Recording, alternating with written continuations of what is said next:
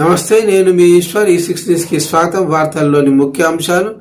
ఈరోజు తెలంగాణ ఆంధ్రప్రదేశ్ నీటి పంపకాల ప్రాజెక్టులకు సంబంధించిన ఢిల్లీ వేదికగా జరిగిన కీలక సమావేశం ముగిసింది. కేంద్ర జలశక్తి శాఖ మంత్రి సిఆర్ పాటిల్ ఆధ్వర్యంలో నిర్వహించిన ఈ సమావేశంలో AP CM Chandrababu Naidu, Telangana CM Revanth Reddy పాల్గొన్నారు. తెలుగు రాష్ట్రాల నీటిపారుదల శాఖ మంత్రులు ఉత్తమ్, నిమ్మల నాయుడు, ఏపీ, తెలంగాణ సీఎస్లు, నీటిపారుదల శాఖ కార్యదర్శులు హాజరయ్యారు.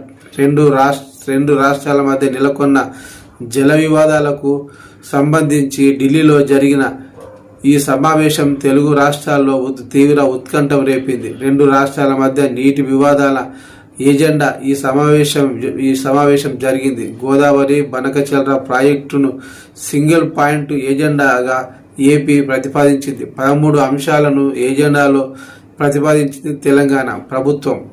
పాలమూరు, రంగారెడ్డి, డిండి, సమ్మక్క సాగర్, ప్రహిత చేవేళ్ల సహా కీలక ప్రాజెక్టులను అనుమతులు ఇవ్వాలని ప్రతిపాదనలో పేర్కొంది. దాదాపు గంటల పాటు సమావేశం జరిగింది.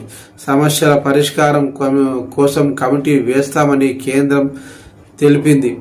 శ్రీశైలం ప్రాజెక్టును కాపాడుకోవాలని నిర్ణయం తీసుకున్నామన్నారు.